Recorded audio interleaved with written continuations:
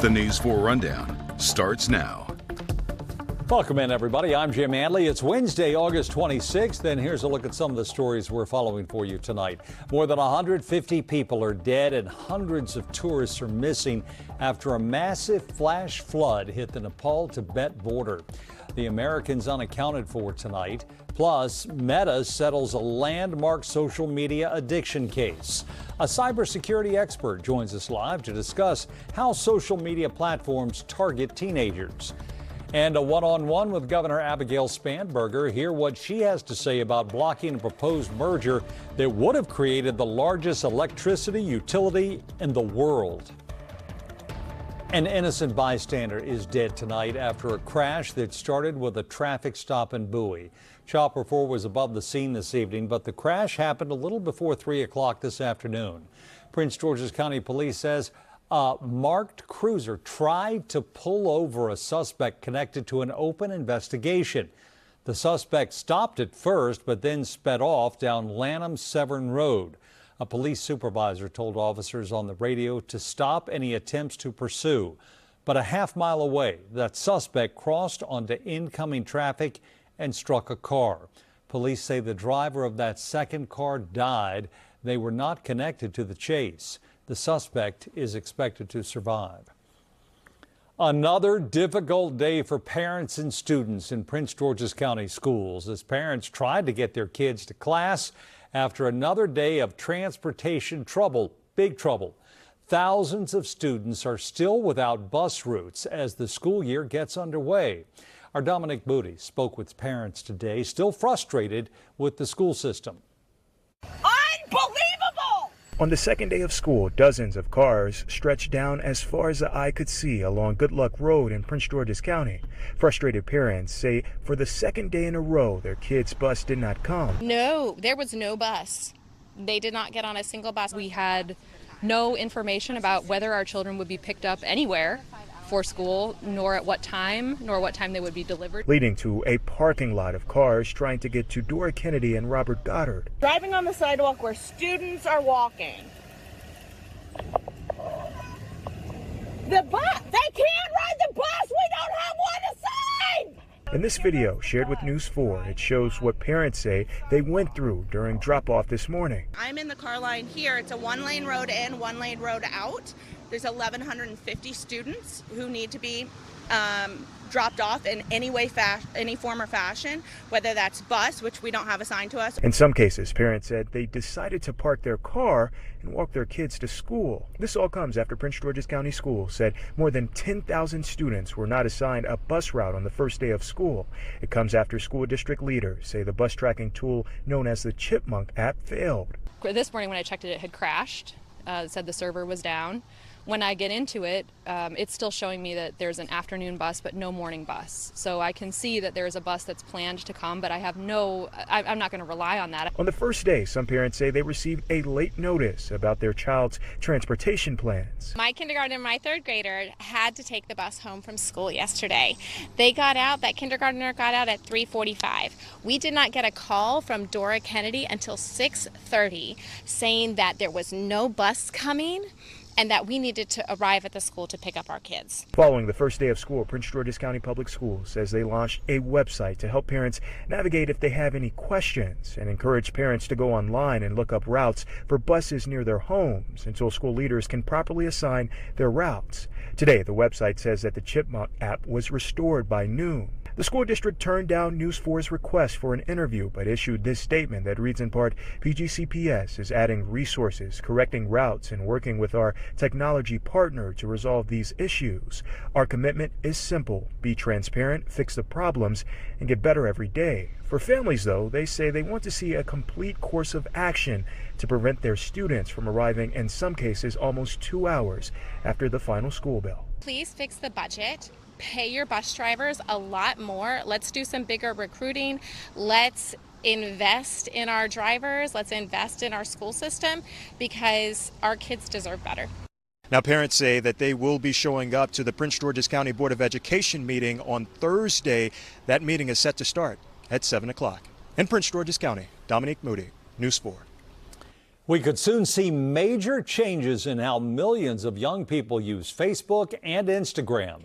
Meta, the owner of those platforms, agreed to settle a landmark social media addiction case. The agreement includes a payment of roughly $18 billion that can be used to fund youth online safety initiatives. As part of the deal, Meta will establish daily limits and put a block on nighttime use for teenage users, as well as stronger age verification measures to help keep children from accessing age-restricted content. Teens will need a parent's permission to disable the 2-hour limit. Despite settling, Meta denies the allegations against it and any liability. Nearly every state in D.C. was involved in this lawsuit. D.C.'s Attorney General released a statement saying D.C. will receive between $90 and $130 million. Meta is now calling on other platforms like X and YouTube to follow suit. For many families, social media is simply a part of everyday life. But from endless scrolling to algorithms designed to keep us engaged, before you know it, several minutes, even hours have passed. It can be difficult for young people to know when it's time to log off. Cybersecurity and technology expert Matthew Burke joins us now live to talk about what parents should know and how they can help their children develop healthier habits. So let's start with what makes teens especially vulnerable to some of the features designed to keep users engaged. Sure, Jim. Thank you. Social media has become the latest drug. The dopamine you get when you get likes, when you post more people follow you, it draws teenagers to it. It starts with the 30-second videos, the 10-second videos that they get drawn into watching. They start by watching 3 or 4, and it turns into 40 minutes. And then they want to create their own content to get the same following that they've been following online. It's really taken over their day-to-day routine. Matthew, how significant are the changes that Meta says it's going to make? They're pretty big, and it's a good start, but it has to start at home. Parents need to have real conversations with their kids on the dangers of spending too much time just watching the videos, creating the content, creating the videos.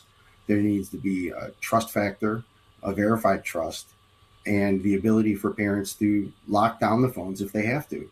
Meta is going to set it to 2 hours, but the parents can also decide when that phone can connect online, what time it disconnects from the internet, and even through the standard household router, there's parental controls that they can go in and set that certain devices at a certain time can't go on the internet. Beyond screen time, what should parents be thinking about in other ways when it comes to their child's privacy and safety online? Also, predators. Predators are using social media to gain trust of teenagers.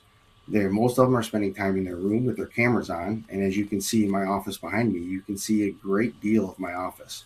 So the same thing happens with the kids when they're in their rooms. They're basically opening up their bedrooms to the entire world to see what goes on in their house.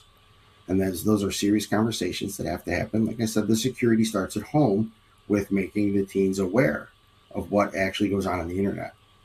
It's a frightening world online, especially when we're talking about young people. Cybersecurity and technology expert Matthew Burke, thank you for joining us and sharing your insights and wisdom with us. We appreciate it. Thank you, Jim. It was my pleasure. Well, this week, the city of Alexandria and Fairfax County announced they are legally intervening in the proposed merger between Florida-based energy company NextEra and Dominion Energy. The proposed merger would create the largest electricity utility in the entire world. And many Virginians question what it could mean to their already rising power costs. Northern Virginia Bureau reporter Drew Wilder sat down with Governor Spanberger today for a one-on-one interview. One of the pressures that Virginians are feeling is in their electricity bill. Virginians who used less electricity this July compared to last July still paid more this year. We know that that's being driven by the demand on the grid and data centers. How can we reel this in? Why Are we at a point where we need to slow down with data centers? And are you at a place yet where you're ready to have a discussion about the possibility of a data center moratorium throughout Virginia? I intend to support localities that still want to welcome data centers, support them in being able to set the highest standard possible. Now, there are some localities that have chosen the path of local moratoriums, and that is wholly their prerogative. But for those who may still wish to welcome data centers, the state needs to support them in raising and having the highest standard possible.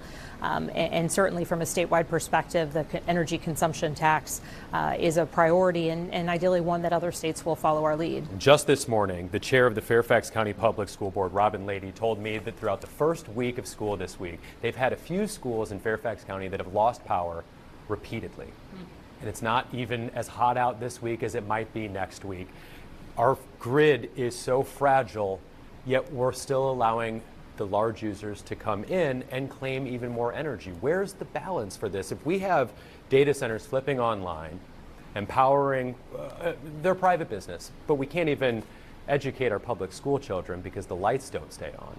Well, and certainly this is, I mean, the clear priority in this scenario is that our schools need they need to be able to have the lights on, and the education of our children is the top priority.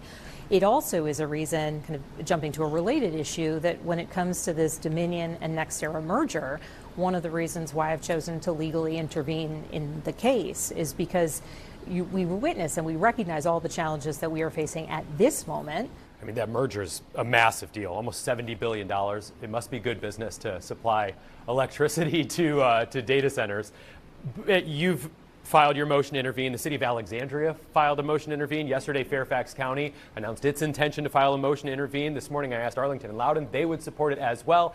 The General Assembly is asking you to call them back into session because they don't feel that a 180-day approval window is enough time to get this right. That would create the largest electric utility in the entire world.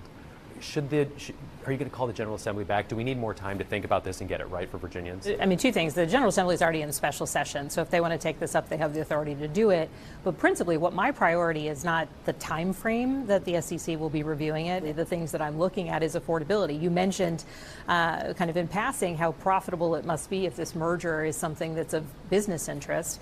Well, my primary goal is if there is such a profitable outcome to be had for the businesses that would motivate them to pursue this merger, then it should be profitable or financially beneficial to Virginia ratepayers. And that needs to be clearly outlined, long-term financial savings for Virginia ratepayers. What matters to me is what are the answers that they are giving, what are the promises that they are making, and how can we push them for more through this process. Coming up on the rundown tonight, the actor Tim Curry has died. We take a look at how he captivated crowds from the stage to the screen. Plus, the FDA approves a breakthrough drug to treat pancreatic cancer.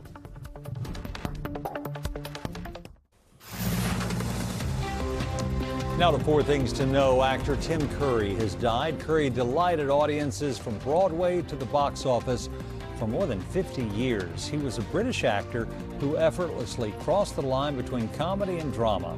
His iconic portrayal of the mad scientist Dr. Frankenfurter in the Rocky Horror Picture Show catapulted the unlikely stage hit to the silver screen and solidified it as a cult classic. In 2012, a stroke left him paralyzed and limited his public appearances. According to Curry's manager, he died last night at his home in LA. No cause was given. The FDA has approved a groundbreaking pancreatic cancer drug today that experts predict will transform treatment for the deadly disease. The drug was approved for patients with advanced cancer who have already tried prior treatments such as chemotherapy. In a late-stage clinical trial of 500 patients, people who got the drug along with the standard chemotherapy lived about twice as long compared with people who got chemotherapy alone. More than 150 people are dead. Hundreds of tourists are missing, including 54 Americans, after a massive flood, a flash flood and mudslide at the border area of Nepal and China. Drone footage here shows roads destroyed and buildings buried. A police spokesman says at least 28 police officials are missing. The State Department is aware of Americans impacted by the floods and says the U.S. Embassy is working closely with local tour agencies to assist Americans in the affected areas. Climate experts say an avalanche from a glacier likely caused the flash flood. Fans of Dolly Parton have been leaving tributes to her all over the country, especially here in Nashville at the Country Music Hall of Fame and Museum, where there is an exhibit on display here. And people have been able to take this sort of walk down memory lane to go through Dolly's 60-plus year career and see some of the dresses that she wore and some of the equipment she used to record her music in the early days. They've been able to just leave messages at a condolence book here in the museum right next to her plaque around the Hall of Fame, where they've been able to say thank you. That's what we've been seeing over and over again in the messages from people who are visiting here from New York and Texas and Arizona, even the Czech Republic, people leaving messages that say thank you, Dolly, for your music, for your art, but also for the way that you lived life. They are celebrating her joy and her sparkle, if you will. We've heard from a few people. They're also celebrating the way that she just sort of set the example as a good human being, hoping that that message that they've written in the condolence books will be passed along to Dolly's family. Back to you. Aaron Gilchrist. Aaron, thank you. A major change could be coming to the far-reaching express lane network in Northern Virginia. News 4 has learned that a study is now underway to transform the I-95 express lanes into a two-way operation at all times. And another expansion. News 4 transportation reporter Adam Tuss broke the news on social media today and has the story that you're seeing first on 4. Yeah, well, look, no doubt about it. Express lanes have changed the game here in Northern Virginia when it comes to the choices that you have on roads like 395 here, 95, the Beltway, whether or not you want to pay to get around the traffic. But something you will hear about the 95 express lanes is that the fact that they were built just going in one direction in the morning and another in the afternoon, some say that was flawed from the beginning. This will change that. Yes, unlike other express lanes around Northern Virginia, I-95 is only inbound in the morning and outbound in the afternoon. Now, for years, Jeff McKay, the chair of the Fairfax County Board of Supervisors, has called that a problem. But he's happy with this news that the 95 express lanes could be going both ways at all times. This is as close as we've ever been to fixing what shouldn't have been built this way to begin with. And I believe we can do it. He says he's been in touch with Governor Spanberger about the plan, which McKay says can largely be accomplished within the roadway that's there now.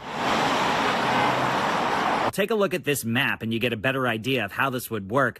The change starts at the Mixing Bowl with a new 2-lane northbound connector. Then from the Franconia Springfield Parkway to the Prince William Parkway, 3 lanes in each direction. From the Prince William Parkway all the way down to U.S. Route 17 near Fredericksburg, 2 lanes in each direction. And finally, from Route 17 to the Spotsylvania Parkway, a new extension with 2 lanes in each direction. VDOT confirms with us that they're now studying this. For commuters, though, this is not a one-way street. Commuter Luis likes the idea. Yeah, because it's fast. It makes you go faster around the traffic, right? Yeah. So you'd be willing to pay more for, a faster trip? Mm-hmm. But commuter Juliana? Everything's already expensive. Why do I want to pay for extra stuff? That's the world we live in. Important to note, this project is likely years away from happening, but the wheels are now in motion. Along I-95, Adam Tuss, News 4. Taking a live look at the D.C. skyline coming up. It was a wonderful Wednesday with temperatures reaching just the mid-80s. That won't be the case tomorrow. Storm Team 4 Chief Meteorologist Doug Kammerer tracking some storms. Doug?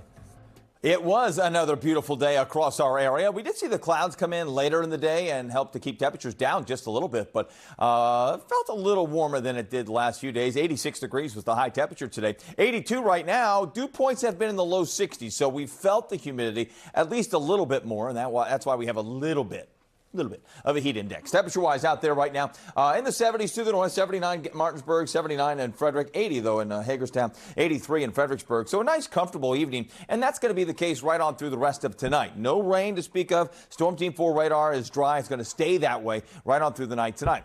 Tomorrow, however, a different story. We're tracking a storm system. You can see the spin up here towards the Great Lakes, and that spin working its way down and working with a cold front. You see the cold front right there, spawning a few showers and thunderstorms, some of which have been strong. Out ahead of the cold front, you see the moisture creeping up in towards our area. So we're going to see more clouds overnight tonight. We'll see an increase in humidity overnight tonight and maybe even a couple of showers by early tomorrow morning. So here we go as the storm's moving in during the day tomorrow. There's the showers overnight. Now, most of them are out of here by 8, 9 o'clock, but you could wake up to some wet roadways or some wet grass out there early tomorrow morning. But once again, still, I think, a pretty nice morning. During the afternoon, though, the showers and storms, they develop pretty early in the afternoon in some locations, maybe as early as 2, 3 o'clock. Here's 4 o'clock. Notice what happens here as we work our way towards 6, 7 o'clock, right during the evening rush, and we still have some showers and thunderstorms around the area. I'm not overly concerned about severe weather during the day tomorrow, but we are in what's called a slight risk for severe weather. Everybody here in yellow, that's level 2 out of 5. And that tells us, even though the word is slight, I don't like that word because it tells us we've got a pretty good chance of a couple of severe thunderstorms. It's not going to be area wide, but if you do see a strong thunderstorm, you want to make sure you stay indoors as that storm moves over the area. So tomorrow, your forecast, strong storms possible, starting off in the 70s, moving into the upper 80s tomorrow. And I do think you'll notice that humidity, heat index will be a little bit more prevalent too, maybe up to near 90 degrees with those strong storms coming through. 88 on Friday, mostly a fantastic Friday, 87 Saturday, 90 on Sunday. Not bad, well, hot, but not bad. And look at next week. Now that's hot. 93 Monday, 95 on Tuesday and Wednesday as we start off the month of September. Summer's not done with us yet. The Commanders and Ravens held a joint practice today. After the break, our team insider, JP Finley, joins us live in the studio with details on how things went up in Baltimore.